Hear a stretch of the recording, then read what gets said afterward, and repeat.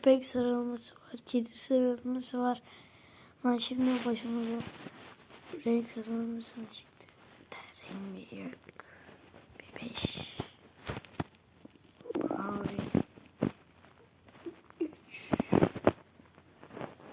Yok. Ben pembe sevmem. Pembe sevmem. 4. Daha kötü.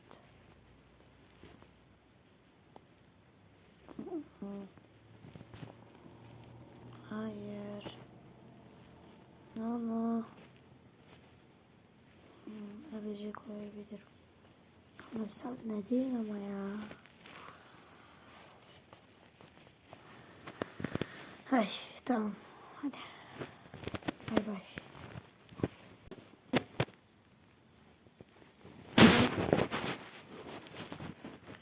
Niye başlamadın?